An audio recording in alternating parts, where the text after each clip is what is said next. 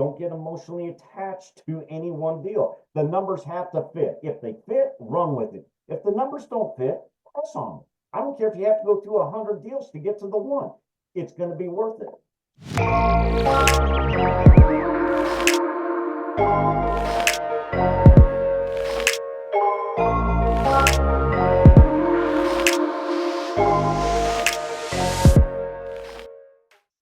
Welcome to the Generations of Wealth podcast. I am your host, Derek Dombeck, and this show I've been looking forward to ever since I got it scheduled. Coach Pat Martin, incredible investor. He's been around in the education space for many years. Him and I actually started very similarly as far as our real estate investing careers. But before I bring Coach on, I want to touch on a little bit of what we're going to talk about in this show. There's some lawsuits out there. We're going to talk about that in the show. There's people doing stuff wrong. And this has always been in our space. And it's a pet peeve of mine that, we all get wrapped into this as low ballers and the few that do it wrong affect all of us that do it right. So if there's ever anything that you have questions on, that's what your network's for. Make sure you're doing things right. Contact us here at the Generations of Wealth. We're always here to help. Shoot me an email direct, derek@globalgow.com, and let us help you. That is what this community is all about. So with that, let's get on with our show. And here we go, Mr. Pat Martin. Thank you so much for giving us some time on the Generations of Wealth podcast. How are you doing today? Hey, Derek, I'm doing excellent, man. And yourself? I am finer than frogs here, my friend. You and I had a conversation a couple weeks back, and before we were able to get this booked, we actually, I think, have been working on trying to get this show booked for probably 2 or 3 months. Scheduling is always a thing, but to start with, before we get into what I think is going to be an extremely fun conversation, tell the audience a little bit about your background, where you come from, and we'll go on from there. Excellent, man. Sure. Well, in a nutshell, people call me Coach Pat or CP for short, and that's because I coach wrestling and also coach. I still coach and play in a men's soccer league. My background is from the wrestling part. I went to this college called Arizona State, and I participated on the wrestling team there. And, started wrestling when I was in grade school, wrestled all the way through, college and just had a lot of fun with it. And with that wrestling background, it really, I think it makes a great business entrepreneur because it's all about discipline and going that extra mile and never giving up. And so that's where I took that into coaching high school wrestling. And but after college at Arizona State, I went to Bible school in Phoenix, graduated, youth pastor for many years, and was on staff with many large churches. One of them was in Dallas, Texas, where Emmett Smith and Deion Sanders attended church of about 30,000 people, and I was the street pastor of the homeless there for almost 9 years. And then I tell people I got delivered from the commercial church. And my wife and I just felt like when churches get so big, it's all about fame, fortune, and the pursuit of being a Christian celebrity, pastor, bishop, or whatever. And for me, that just didn't resonate with us anymore. And so we moved back to Florida, started real estate investing 20 some years ago, and haven't looked back. I've been unemployable since about, I don't know, 2002, 2003, I guess, 2003. And I love it. I love doing real estate investing. I did my first course called Cash for Keys, how to facilitate a deed in lieu of foreclosure way back in the day. And I've had many courses since then, from the art of the BPO to a handful of ones in the pre-foreclosure arena, from pre-foreclosure cash cows to pre-foreclosure rental riches. My newest one is called pre-foreclosure exit strategies. And so there's a half a dozen or more decent exit strategies when it comes to dealing with distressed properties, whether they're vacant or occupied, houses that are facing a foreclosure auction are the easiest ones to pick up. So I practice what I preach. Right now, I'm rehabbing a house in Tulsa, Oklahoma. I'm rehabbing a house here in Florida, and it's tough, man. This one is, I'm looking out at the beach. It's Panama City Beach, brother, and it's tough, and it's beautiful, sunny, and anyways, been married for 36 years, got 2 great kids. My son's 32. He helps me in the biz, but he also day trades. And my daughter owns Badass Browse. She's 25. My kids have been entrepreneurs from the very beginning. Awesome. Awesome intro and bio. And I know so much, again, from when you and I chatted in the past about, you know, your passions, and that's why I was really excited to have you on the show. You know, you talk about a lot of your background is dealing with properties that are in foreclosure, pre-foreclosure, things of that nature. We are actually, and I'll throw it out there right now, and we'll talk about it more in the future. But we're going to have a link at thegenerationsofwealth.com/Coach Pat, and that's going to get everybody over to what you have to offer in the future. And I'll throw that out there a couple more times during the show. But before we get to, you know, that, let's talk about something that is just happening in the news right now. And, you know, you deal with foreclosures, I deal with foreclosures just recently, and it's maybe a little bit of time before you all are hearing this show, and maybe we'll know what's coming down from this lawsuit. But there's a lawsuit that was filed in Arizona. It's, the short version is, they're claiming that, you know, these investors / house flippers are equity stripping. They're taking advantage of people that are losing their homes to foreclosure. And those people are a protected class. I mean, every state has different laws. You need to know what you're doing, how you're soliciting them, how you're marketing to them. But I think the conversation that you and I are going to want to have is, number one, what are they doing wrong? And number two, how do you do it right? And we're not going to probably throw a lot of names out there unless they're already public, because you and I are not, you know, we're not judging anybody, right? Everybody's guilty until proven innocent, even though we may believe otherwise. But what are your thoughts on this? Yeah, especially when you're dealing with the IRS. You are guilty, and then you have to prove your innocence. Yes. You know, Derek, by the way, I forgot, guys, you might, well, hold it, Coach, aren't you married? And yes, I didn't mention my wife. She is the backbone. Been married 36 years to Doreen. She's a holistic doctor of nutrition, and she also day trades. And she's written her own stuff. You know, one of them was called intermittent fasting for optimal aging. She coined that phrase. But she's man, she's a I get to I get to drink green stuff every day, and it keeps me healthy. All right, so you know, man, I am really blessed, and I did marry up. Okay, so going back to this, guys, Derek, are you an attorney?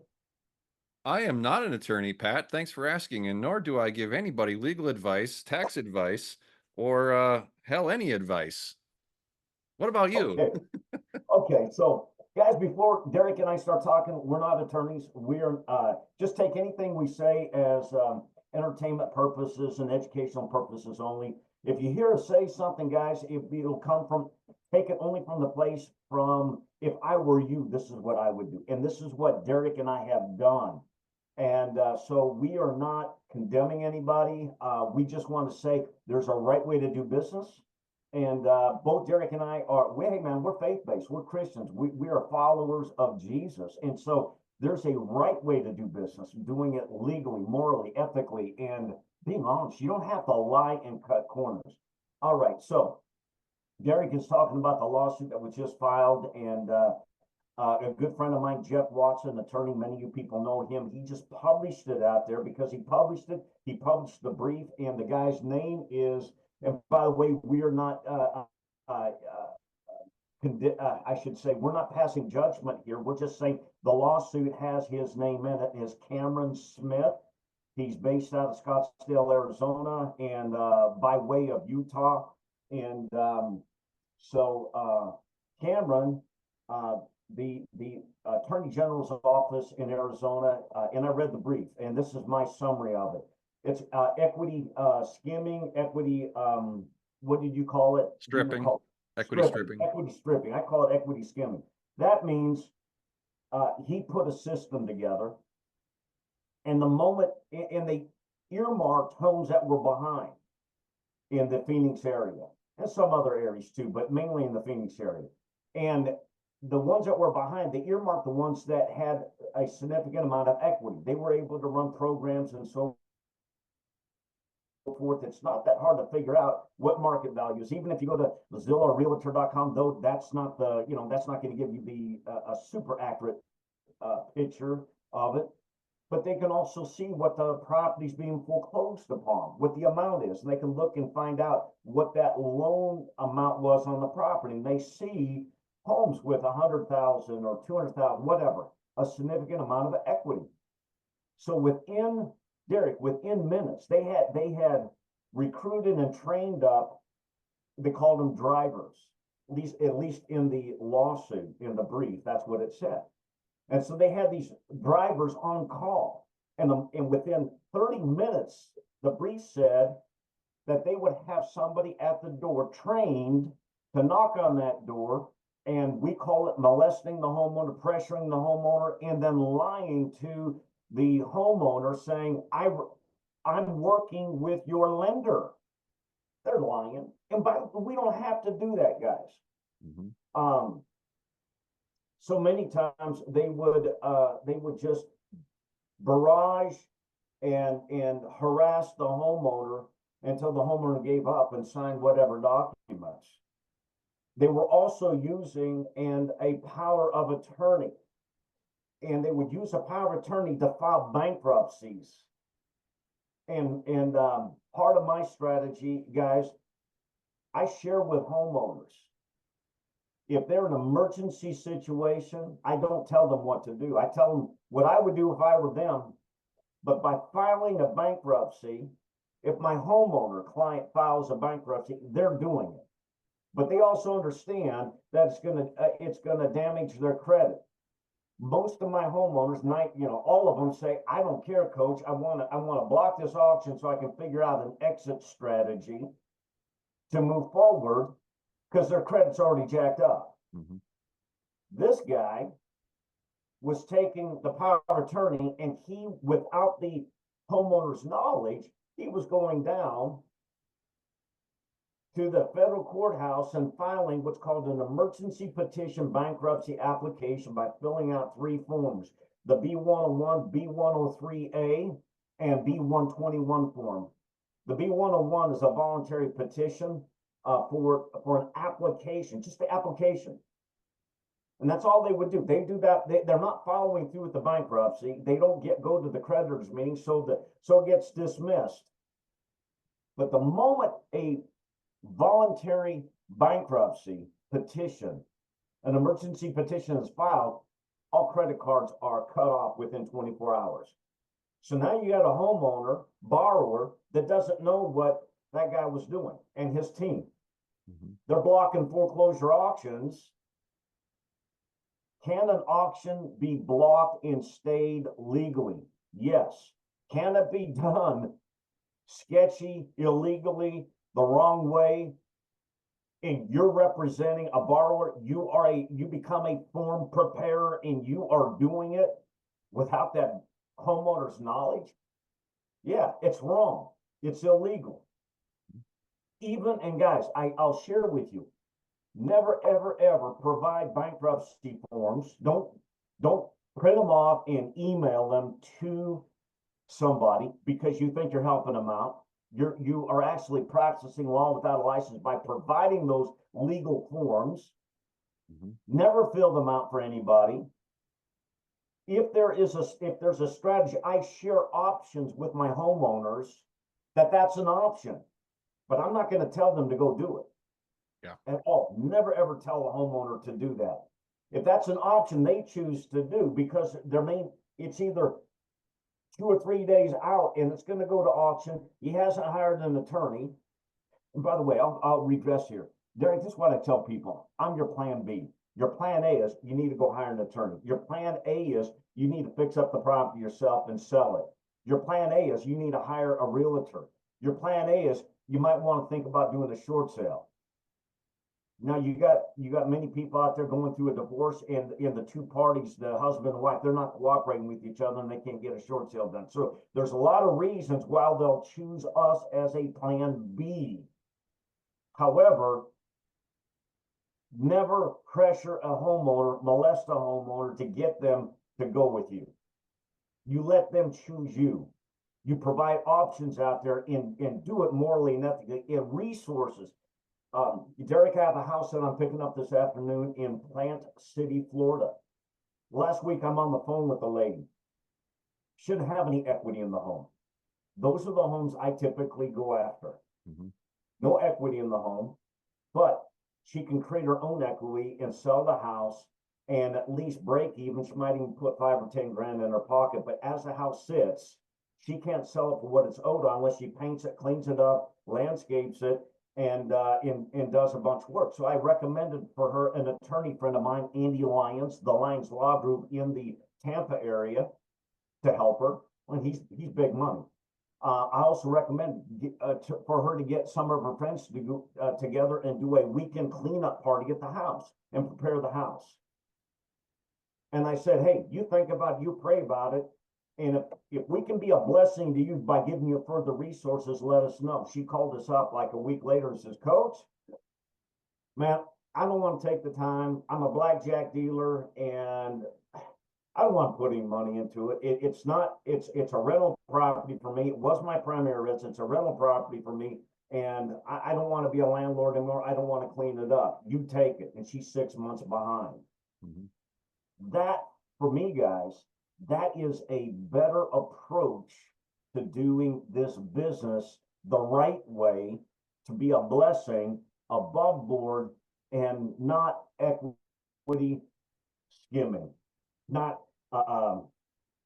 stripping the equity out of the property. In that situation, I will create equity where there was no equity by putting my money into the property. These guys in Arizona, they're not taking any of their own money to create equity. They're capturing the property, selling it off, and they're lying to the homeowner, kicking homeowners out of their house, even hiring an attorneys and title companies to evict and eject them out of the properties. And most of the time, there's like, I don't want to lose the house. They're saying, well, you're not losing it to the foreclosure. We're keeping a foreclosure off your credit report, and they're selling that idea. But the reality is they're taking advantage of the homeowner and stealing their equity in the home. And by the way, Derek, had these homes gone to auction, the homeowner, they would have had to move eventually. They might get 30 days, but they're going to have to move. But when it goes to auction, after all the underlying loans and liens and attorney's fees are paid off, the overage, of which a good friend of mine, Nick, out in Utah, Nick has the overage syndicate. Nick goes after those overages that are sitting in those escrow accounts and those government accounts, and then recovering them on behalf of a homeowner. Most homeowners don't realize, in many states, they're entitled for anything, any profits left over after the property's been sold at auction. They're entitled to that money. Many of the states have it. Not all the states, but most of the states do. So the homeowner would have made a profit even if it went to auction, the trustee sale, a sheriff's sale, or the county auction, the foreclosure auction. Guys, it's typically those three. Yeah, and not to get sidetracked, but the overage business, I had a former business partner of mine that was working the tax foreclosure overages, and it's insane the amount of money that sits in these municipalities unclaimed, and when it sits long enough, it becomes the municipality's money. It's a slush fund, and by the way, they do not want to give that money up without a fight. You are often having to file lawsuits against the municipality to try and get what's rightfully owed to the homeowner. Definitely. And so, well, Coach, as we kind of go on from the Arizona lawsuit, I mean, just anybody listening to this show, you know where we stand as far as morals and ethics when it comes to business. Just do it the right way. There's other people out there that are raving fans of gurus that are selling courses on sub two purchases and assigning sub two contracts where they're no longer a principal in the transaction, and now you've got some random person taking on a contract and the homeowner thinks their payments are going to be made. Maybe they will, maybe they won't. um, I want to hear your opinion on this, and we're not singling anybody out, but uh, what do you think about assigning sub two deals? Well, I don't look good in an orange jumpsuit. Matter of fact, I don't think you look good in one either, man. So, I'm too pretty for prison. I'll tell you that right now. Yeah. oh man. Well, I've had some lengthy conversations. There's one gentleman out of Texas that called me up just a couple weeks ago. I'll keep his name anonymous, and he works in the banking industry, and he is personal friends with VPs in some of the big national banks. And he just told me straight up, this one guru out there, his face is on the wall of FBI offices. He's been, if you Google, pick a few names out there, you Google those names and you'll find that there is, federal investigations ongoing. You can see it on Google. I won't say the guy's name. But when you approach a homeowner and say, I'm going to assume your mortgage, these are homes that aren't in pre-foreclosure. These are homes that are current. 90%, I guess all of them are, 99% of them. The bread and butter, what this guy does, it's these homes, these mortgages are current. Mm-hmm. He negotiates to give a guy maybe like a homeowner like $5,000. So you'll see them advertised in these subject to Facebook groups, entry fees, $35,000 entry fee. So you got a guy, an acquisition guy that's managed by the guru, and then you got another guy that finds a real estate investor to buy it sub two with a $35,000 acquisition fee. All right, so I may not have it all dialed in exactly, but the guru, he's getting paid off and getting down the road, and he's out of the deal. So is one or two of the other guys in the deal. The investor that's paying the $35,000 or whatever the entry fee is, he thinks he's buying a property sub two. The homeowner borrower thinks the guru is going to assume his loan. Assuming a loan in the basic knowledge of it is that you're qualifying and you're going to do an assumption and qualify for this loan, and you're going to be responsible for making those monthly payments. Well, the guru is like, hey, nope, I'm not going to be responsible for nothing. Homeowner's under a different impression. The sub two buyer he's unaware that it's an assumption buy over here. He thinks it's a sub two. So on a sub two deal, if he makes a mortgage payment or misses one or catches it up, it affects the borrower's credit. And now the borrower calls up the guru and says, hey, dude, what's going on? My credit's taking a hit. He goes, hey, I got nothing to do with the deal. So you mentioned something too that I was unaware of, and it was something, Derek, about the guy offering some sort of insurance to the homeowner if the mortgage wasn't paid. Something was going on there. Yeah, and again, this is rumors, so I've not done any research to clarify or verify, but what I've heard is there was what he was calling an insurance product. It's not a chartered insurance product, but essentially saying if the bank called the loan due, I'm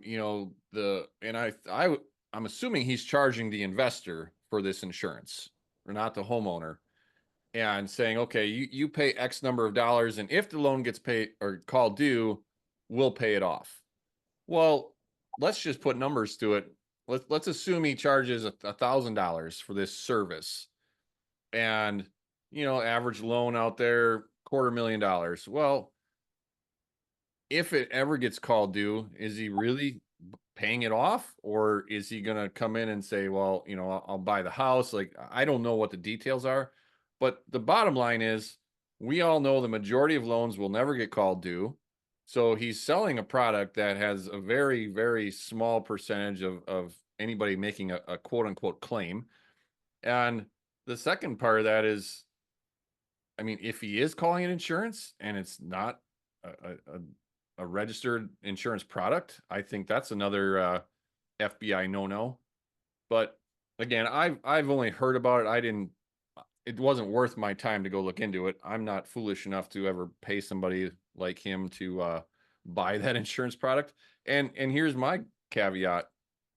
If you are doing subject to deals personally yourself, and you do not have the ability to pay that loan off if it gets called due, or liquidate the property in a very, very timely manner to prevent that homeowner from going through a foreclosure, you should not be doing subject to deals. That's my belief. I'm with you. Guys, what Derek was just saying there, my attorney that I pay, I don't have him on a retainer all the time, but he just said, doing sub twos, you can do them the right way and the wrong way. The right way to do them, according to my attorney, again, I'm not the attorney, is you stay in the deal. You stay in the deal until that lender is paid off one way or the other. And for me, it's when I'm dealing in distressed properties, the homes that I'm going after typically are underwater to some degree, upside down. And so my homeowner is happy because when I entered the deal, I'm either bringing the mortgage current, or I'm fixing it up and flipping it and paying off his loan and keeping a foreclosure from happening. But I never make a promise or guarantee to the homeowner of the likelihood of any success. Mm-hmm. And don't do that. If you make guarantees, then you better have a checkbook big enough to cash those checks that your mouth is writing. Yeah, and the other side, like, even when I have not maintained ownership of the property, I can buy it subject to, sell it on terms, and still stay in the middle. And that's what I do. So if my end user defaults, I'm going to keep making the payment, and I'm going to go and take it away from my end user. And so typically I'm doing that through lease options to my end user. So they're not getting the deed until a future time. But just straight up assigning them, I think is terrible business. I don't even like the whole business of assigning lease options, sandwich lease options. I've never liked them. And it's essentially the same thing without a change of ownership. But so I'll stop preaching about that, but I think we've let the audience know exactly where we stand on some of these current events. Yeah. And there's nothing wrong with letting our people know that being a watchman and a watchdog, say, hey guys, this is what's going on out there. And if you don't get caught up in it, if you got caught up in it, figure out how to, I'd figure out how to graciously get out of any deals that I got going on that I'm wrapped up into. That may not be doing it the right way. Well, and here's a little negotiations tip for everybody too. And most people know I have a negotiations course, and people always ask me, well, how do you get around certain objections? Well, here's an objection, right? You're dealing with a homeowner that you're trying to buy a property subject to, and just call it out and say, Mr. Mrs. Homeowner, there are people out there that are taking advantage of people in your situation. Here's this court case from Arizona. This is not what we do. We do this in this manner. And you can set yourself apart by bringing it up. Like, they have these objections in their mind already. You always want to overcome their objections as quickly as you can before they voice them. I love doing that using storytelling. And storytelling is literally as simple as bringing up this court case and telling them how you're different. And that can get you across the finish line and convert more leads just by calling a spade a spade. Yes, sir. Yes, sir. All right, So, Bob, what else do we want to talk about here? well, we're going to get to the meat of it now, Coach, because you are able to literally buy houses for $10, right? You can legitimately stop foreclosures for $50. Let's talk about how you do your business. We're done talking about all the people that do it wrong. Okay. I'll just walk everybody through a scenario.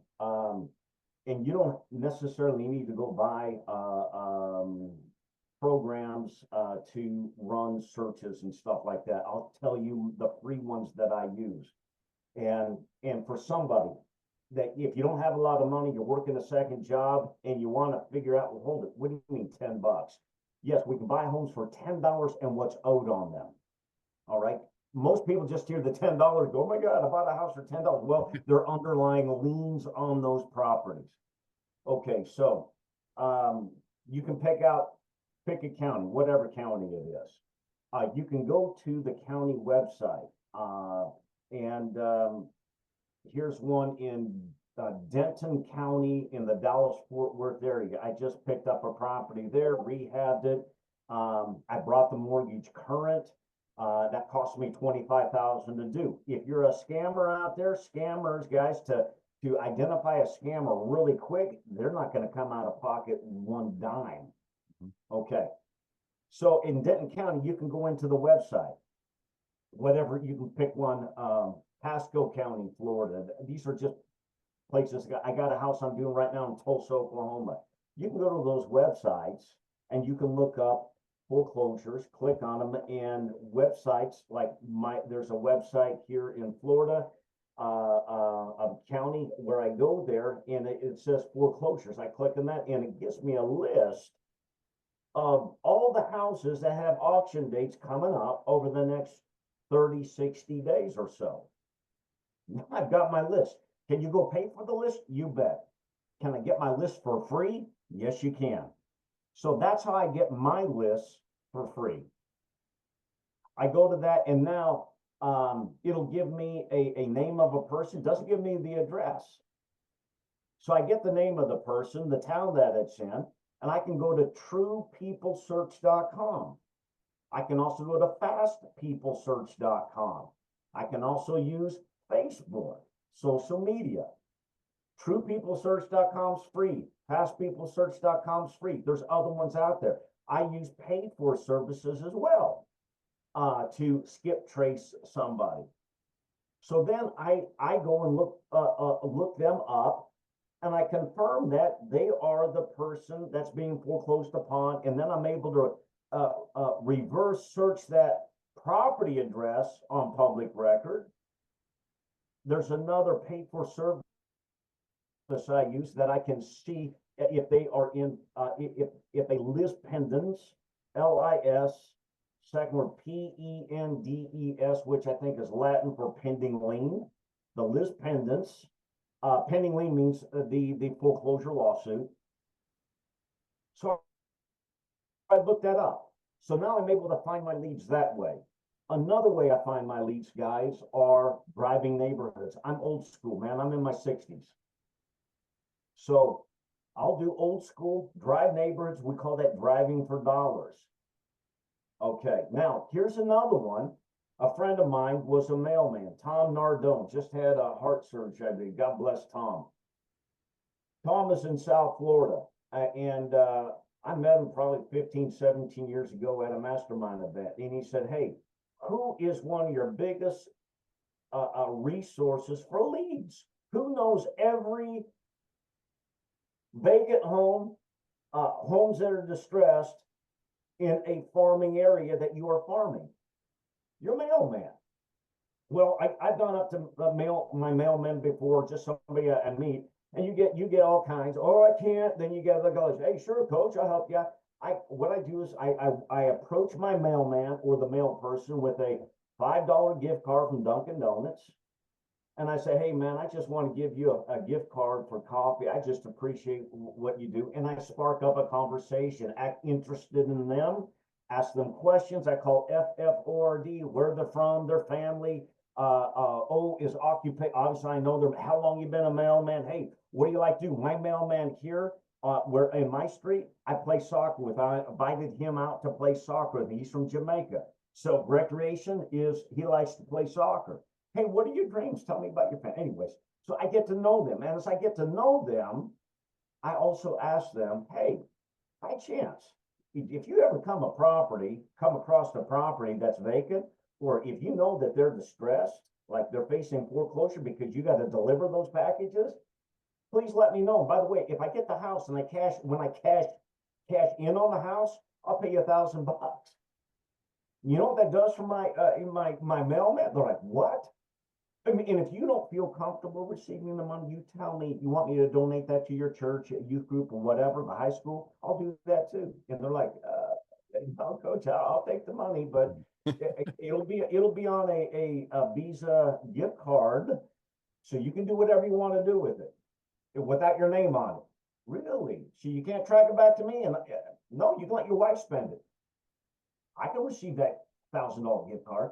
So guys, there's all kinds of ways to get the leads.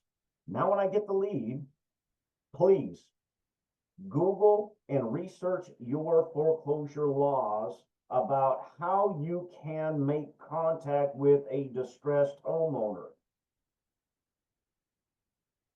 There's all kinds of letter campaigns. I make it short and sweet to the point on a sticky note. This is what I do. I'm not telling you to do this. You figure out if in your own area, if you can do this. Derek, my name's Coach Pat. This is urgent. Please call me. Thanks. CP. And my phone number. I don't mention the house. I don't say I can save your home. I don't say I'm foreclosure rescue. I don't say I'm helping hands. I don't say anything. It's urgent, Coach Pat. So I get a phone call. Coach, this is Derek. I got your note in the mail. Great. Hey, Derek, just before we start, just know this.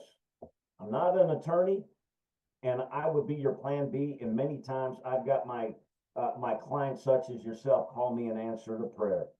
And look, if you got a minute, I'd like to talk to you about providing a solution for your situation with your house. It looks like you got an auction date coming up next week. You got a minute? Would that be okay? And I asked him, would that be okay? Would that be all right with you? Derek, I never had, no, that won't be okay. And they'll start talking to me. And I ask them questions.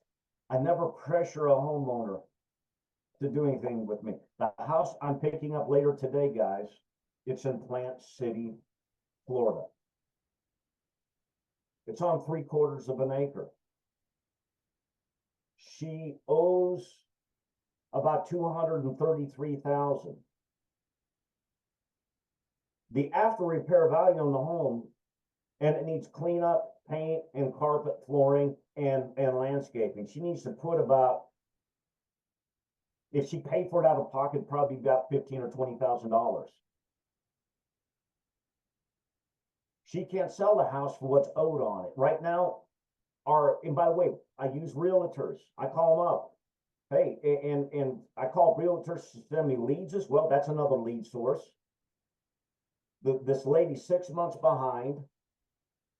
My realtor says the as-is value, she says that I would list the price for $199 or maybe $209, but she owes $230, and she goes, I'd probably get an offer in that $200 range. So there's no equity here. But I can go in, hire some guys, day laborers. I can get it cleaned up for probably $5,000. I encourage her to do a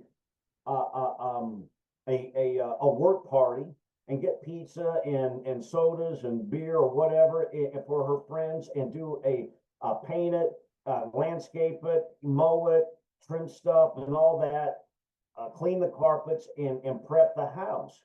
And I said, let that be your plan A. Let your plan A go hire an attorney to do foreclosure defense. And I gave her an attorney's friends, and I shared it with you. Andy Lyons Law Group out of Pasco County and Hernando County, Florida, in the Tampa area. I gave her resources. That's your plan A. And by the way, if I can be a service anymore, here's my phone number, call me back. If you feel like you want to choose plan B, take some time to think about it. I'll be willing to entertain a plan B with you, but I can't make you a promise to guarantee the likelihood of any success. And so this afternoon, guys, we are getting our initial set of paperwork done. Sales contract, third-party authorization to release lending information. I have a durable limited power of attorney. I also have an affidavit of understanding that lists all my disclaimers and disclosures, about 32 of them, and that gets notarized. And my affidavit of understanding says, go hire an attorney. I'm your plan B. Is English your first language? I'm not under distress by drinking and drugs and whatever. I've been told to go hire an attorney. I understand that Coach Pat's not an attorney. He won't represent me in a court. He's not going to prepare bankruptcy forms. He tells me to go seek a tax counsel, legal counsel, real estate counsel from everybody else. And that Coach Pat intends to make a profit some way, somehow in this transaction. That gets notarized. Now, I don't get a deed this time, right now, guys. I'm going to type the property first before we pay. I get a title search done before I start putting time and energy into this. What if she doesn't know all the liens and loans encumbering that property? I need to know what they are before I get into it. For you Texas people, that's like an abstract state. So if you get just a preliminary title report, that's not good enough. And I didn't know this until I did my deal out there. And the guy I got the property from, his wife passed away a year or two previous. He never closed out her estate by taking it to probate. I get the property from him. I do a rehab on it. He passes away. Title says, hold it. You bought the property from him, but the heirs that the deceased wife had, they're entitled to 15%. Like, oh my, but I did a title report. Well, did you get well, let me get this phrase right. Derek, never heard of my title attorneys out here, never heard of it. A comprehensive exhaustive title examination. A comprehensive exhaustive title examination. I never heard of it. How long hey Derek, how long you been doing real estate? 2003. Like me, same thing.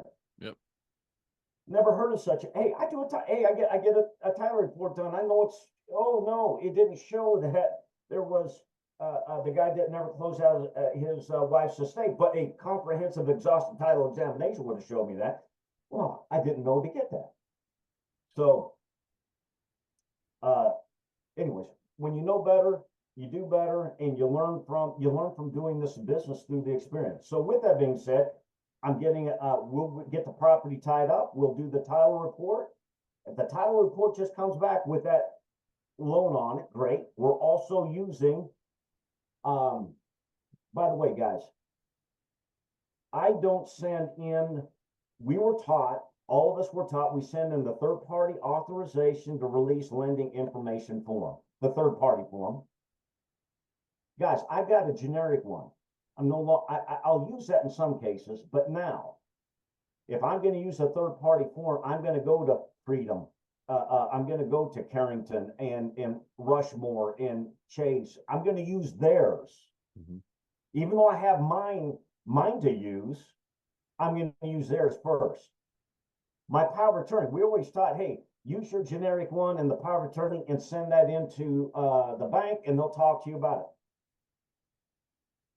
Guys, because these sub-2 characters, these bad characters, have dropped a turd in the punch bowl of real estate investing, my banking guru says, Coach, they have these AI systems like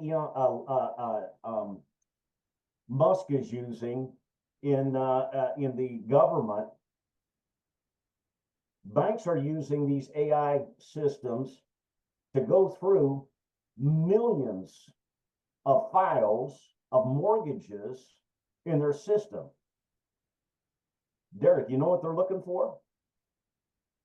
Well, signs of fraud, I imagine. Two leading indicators.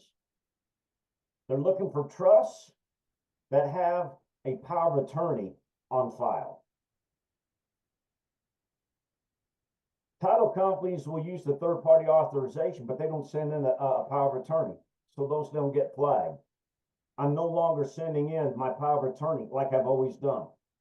The third-party authorization form on the bank's form is going to fly under the radar. When you use the power of attorney, the generic one that's not on Freedom, Chase, Bank of America, Wells Fargo,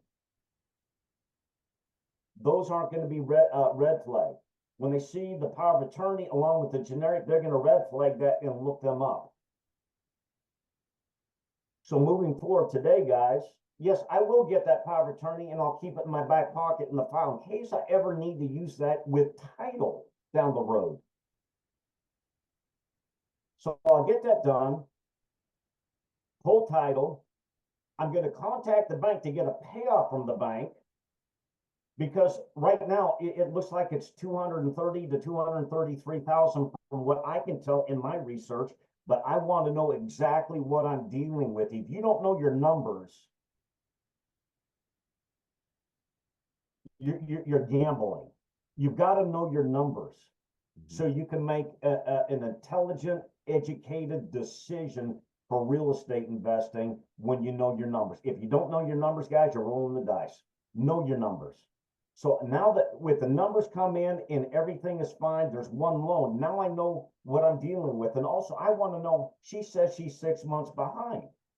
I want to know if the bank will allow a repayment, not a loan on, to a repayment program. I'll get the property cleaned up to a certain extent. I can put a tenant in a property, Derek, and I love doing this. I just clean it up enough. My tenants pay me first month's rent, second month's rent, and I never take a security deposit. I never use the word deposit. In my rental contracts, they're called use and occupancy agreements. And I have a use and occupancy fee, which is equivalent to 1 month's rent. So I get 3 times the month's rent up front. But if other stuff needs to take place in the house, I advertise, get a free month rent in lieu of cleanup, in lieu of paint, and so forth. But in my agreement, I spell out what they're going to do for that 3 months rent. I've even given up to 2 free months rent when the place was actually it was destroyed. Either I can put that money into it and be out of pocket money, but I've got time. Time is my friend, and time is money. So I've got I got a tenant that's willing, hey, if I'm going to rent that out for $2,500, and if this guy's going to give me a month's free rent, that's $2,500. I can do the cleanup and work myself. By the way, what if I let them in 2 weeks early to start cleanup before they move in? The thing's just sitting there anyways. Right. So that's one way, guys, how I find a property. I pick it up subject to and move forward with it. I advertise on Facebook Marketplace. I've done this, Derek, when I lived out of the country in South America doing missionary work in Ecuador. I just advertise on Facebook Marketplace in that area. If I'm local to it, I'll put up bandit signs. And I'll put a bandit sign in the front yard. I'll find a realtor. I've done it remotely where I've never seen the property myself. And I'll find a realtor to do an evaluation on it. And I'll send them a lockbox, or I'll send a locksmith a lockbox via Amazon, so I don't have to pay them for it. All my lock boxes, guys, are the same as the year. So today it's 2025. All my lock boxes will be 2025 for the, I never have to remember one property to the next to the next. 2025 is it. I send them and I'll pay the guy 75 bucks typically. He changes out the locks for me, puts the key in it, puts the lockbox, and he hides the key underneath a brick or a rock or something out front. And I've always got that spare key, and I never have to be there physically to see the property. I mean, I do very similar scenarios because we don't buy necessarily as far away as you do, but I'm buying statewide and it's often 2 to 3 hours away from where I live. And I have always shown property, to private individuals, just giving them certain instructions. They got to send me a picture of their driver's license and other proof before they get the lockbox code. And I mean, people are afraid of that, but I shouldn't say the people you're showing it to are afraid of that, but other investors, they're like, oh, I got to be there. I want to show it to them. Why? 50% of the time they're not going to show up anyways. They don't get the lockbox code until they actually show up. Right. And if you're ever nervous that somebody's going to come back, well, you just change the code occasionally. You don't. There's so many things you can do, but I have showed property that way for years. And in general, most people are good. Most people are honest. And let's be frank. What does it take to break into a house nowadays? I mean, I can pop a lock with cordless tools nowadays. I can be in a house in under a minute. Easy. Absolutely. Yeah. I've done it, on houses that I own. And I'm like, okay, how long is it really going to take me to cut this lock and drill a lock? Under a minute with 2 cordless tools. So if somebody wants to get in, they're going to get in. Well, I want to go over one other thing that you do that I think is awesome. And it has to do with the Remick rule. Can you explain the Remick rule and how you control property and then and I don't know the percentage of time that this actually works. I don't know how often you've tried it, but when we were chatting before, I loved that strategy. Okay. Before I say the Remick, guys, on a property like the one I just described, we'll catch up one way or the other the back payments on this property. Sometimes, guys, it's worth it. For instance, a house I picked up in Texas, the as-is value was under 200,000, and the payoff on the property is right around 185. So there's little to no equity in the home. We would probably list it as is for 199 and go from there, but there wasn't enough money to take care of closing costs and real estate commissions. And so, but the ARV on that property was 400,000. So on that one, guys, the payoff was 180. The guy borrowed 166, didn't pay on it, whatever. This is the one that the guy committed suicide on his wife's anniversary. And we already had the paper. We already filed the deed and all that stuff. So I had to pay $25,000 to bring the mortgage current, which then dropped me back down to 155 on the property. The payoff, I put 100 into it, and I listed it for $399. We sold it for like 382-ish, 384-ish. So there was a nice chunk of change. I created equity. So that was a fine, bring the mortgage current and flip it. And yes, it took money to do that. I used a private lender to fund it for me. And I funded some of it out of my own pocket. Okay. But you can find private lenders out there that will fund the fine, fix, and flip and all the stuff that you need. But we created enough equity where it made it worthwhile to pay for the private loan on it, the rehab expense, and to bring the mortgage current. That's how we created equity in that situation. All right, Remick. Guys, Remick stands for Real Estate Mortgage Investment Conduit.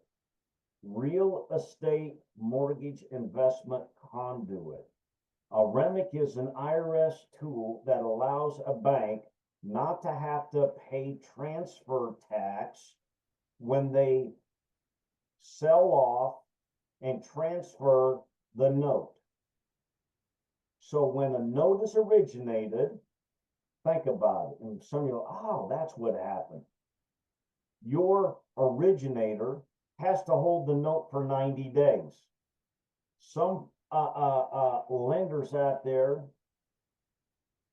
that are going to sell your note off right away may require and private guys will do this, they'll require 3 months payment up front so they can sell that mortgage off quicker than 90 days.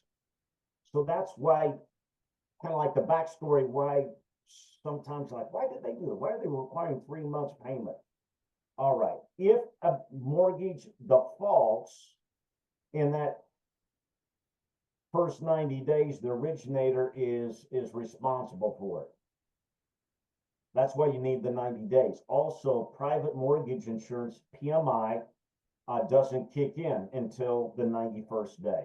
That's a whole nother thing. Going back to the Remick, the note originator has 60 days with the IRS to take that note and apply it or put it in.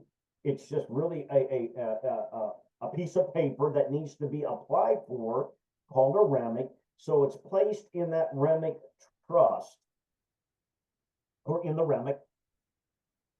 And now, when that note and mortgage is sold and transferred and sold and transferred, sold and transferred, the bank does not have to pay transfer tax. Okay, that's cool. What if we have a letter in my course from the IRS that says, we would like you to be a whistleblower if you know of any Remick rule breakers out there, the banks. If you got any information on that, we would love to know. Please be a good patriot, because we want those banks to have to pay taxes if taxes is due and payable for those people, those banks out there and originators that have violated the rules. What does that mean? If we find through looking up and investigating, looking at an online file in the county building, and we see that a Remick was originated years later, 2 years. I've had one like 5 or 6 years later. Remember Countrywide Mortgage, Derek? Oh yeah. Okay, they went belly up maybe in 2009. Mm-hmm. I had a loan was originated maybe 2004, 2000, let's say 2005. And Countrywide placed it in a Remick in 2011. An officer of Countrywide placed it in a Remick in 2011. So what does that say to you? Fraudulent. It's fraud. Yeah. Besides that, violating the 60-day time frame, it's 6 years. Mm-hmm. And what officer of Countrywide was still operating as an officer? It came out to being it was somebody that was working for Bank of America. That was an employee or a junior officer of Bank of America did it, not Countrywide. Mm-hmm. So with that being said, back then it was called a flow-through C-Walt trust. So when a note mortgage is originated, you got A paper, B paper, pretty paper, ugly paper, and really ugly paper, whatever, A, B, and C. So they put those notes and mortgages in a pool of other notes and mortgages. All right, guys, so pools can be like small ones, 50 million, 250 million, $500 million of pool of other notes that they bundle together and they securitize them on Wall Street and they sell them off in a bundled package. All right, so you're like, hey, coach, well, what does all this mean? How does this benefit us? Well, the one bad apple spoils it for the whole pool, and now transfer tax is due and payable on the whole pool of notes, which is millions and millions of dollars if we catch the bank with their hand in the cookie jar. And we can go to opposing counsel and say, hey, here's a summary of our findings, that the note mortgage was originated with Aegis or whatever, Patriot Lending back in the day or whenever. And it appears that the note was placed in a Remick 3 years later, 36 months later. According to IRS rules, blah, blah, blah, the note mortgage has to be placed in the Remick to avoid, to qualify for not paying transfer tax within 60 days. It appears that your client, the bank, is hold out. If the bank gets it from an originator, now the bank actually buys that problem, and that Wall Street investor now owns the problem. They own the good, the bad, and the problem. And so we tell opposing counsel, you know what, you may want to do what's in your client's best fiduciary interest. Is it in their best fiduciary interest to release their lien on the property that we're talking to you about, the subject property, or would you like to take our findings? By the way, the letter of the IRS says, hey, if we know any Remick rule breakers, we can take that. There's a whistleblower hotline and an email. You know, hey, opposing counsel, why don't we do this? Hey, let's just be fair with each other. Why don't we just let's give it a week, and you can do your little, marinate on it, whatever, and take it to your your partners in the firm, and you can take a look at it. And the question is it in your fiduciary best interest to advise your client to release this lien, or just to tell me to go pound sand? And just, if you want to tell me to pound sand, I'll wait until Friday, and I'll take the pound sand as a encouragement for me to do my patriotic duty to inform the IRS and just forward my findings to them. You tell me what you would like me to do. How would you like me to? I'll just press the pause button over here. Tell me, hey, just circle back with me and let me know what your thoughts are on it. And I've had two of them released. One of them is on Dartmouth Avenue in Tampa, and the other one is in Anniston, Alabama. I never saw that property. Both with Wells Fargo. And I got them free and clear. How much were those two liens that they wiped out? Dartmouth Avenue in Tampa, I'm about 4 houses off the Hillsborough River. And that one, they owed right around 130,000. It was a 2-bedroom, 1-bath we call them a bungalow down there, carport. And guys, the 2 gentlemen that own it, they're gay guys, and it was my wife's hairdresser, and that's how I found out about the house. Decorated gorgeous, new roof, new wiring, new AC, new kitchen, granite countertops, new flooring, new bathroom. Oh, it was beautiful. And Derek, the story in that one is, I went to bring the mortgage current, and back then sending my third-party authorization, the power of attorney, all that stuff. I'm negotiating with the bank. I want to figure out how to bring the mortgage current. That one, my cash flow on it, if I were to pick up making the existing mortgage, it only cash flow about $600 a month, and which at that time I'm like, oh, that's great, because in a cash flow. So I was negotiating with the bank in the beginning, everything was fine, and then the bank, my attorney colleague, not business partner, my attorney colleague, though we partnered together on deals, they were like, hey, we just, we were doing securitized audits and stuff like that. And they were like, hey, Mr. Martin, we think that it's in our best interest. Hey, let's not open up a can of worms, the lady said. And I said, can of worms? What are you talking about? You know what? We think that if we go away, would you go away? Where am I going away from?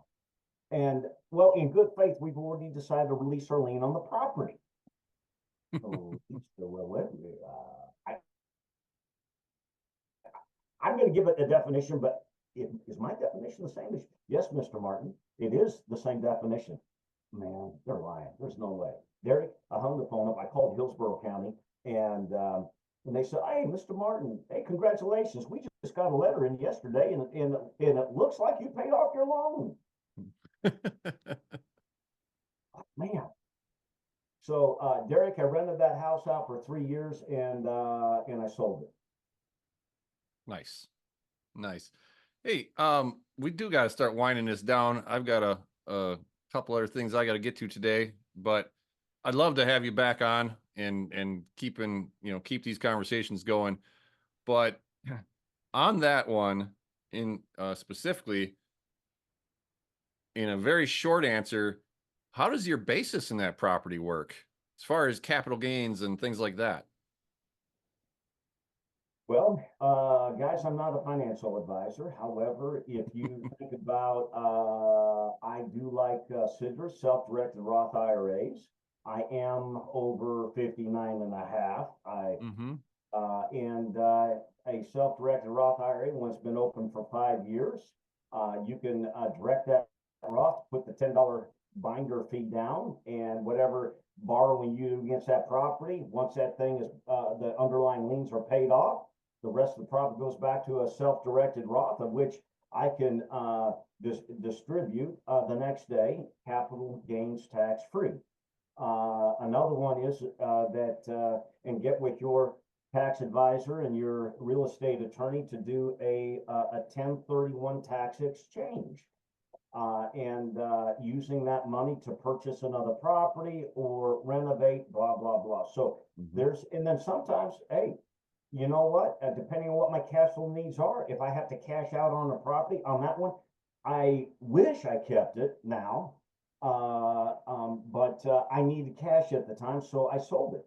And I sold it, and I used that cash for another project that we had. I love it. I love it. Well, I mentioned earlier in the show, the generationsofwealth.com/Coach Pat is going to link everybody that's listening over to you. I know you've got something that you'd like to offer my audience, and it looks like you're graciously giving a savings to anybody that comes through that link. What is that, Pat? Okay, we talked about this, but my course, guys, goes for $2,500. So that's $2,497 or $95, something like that. But for Derek's listeners, for you people, guys, there's a link. And Derek, do you want the people going to your link? Go to my link. We'll okay. redirect over to Pat. Okay. So guys, if you go to that link, you'll find it when it comes up, it should come up $997. So basically, I'll give you $1,500 off. What my course is called Pre-Foreclosure Rental Riches, or Pre-Foreclosure Exit Strategies. I'm actually putting together, if you get it today, you're going to get both courses for that. And so the Rental Riches course is what we have up now. And I'm also putting together my exit strategy course, which gives my exit strategies on picking up these pre-foreclosure properties. I like the pre-foreclosures because that's easy cherry picking. It's not hard to pick them up. And by the way, I go through all my strategies. I go through how to find the properties, from driving neighborhoods to foreclosure lists, skip tracing, what to say to a homeowner, what not to say to a homeowner. Check your legal, your state laws on so you're not molesting a homeowner. You can do it the right way.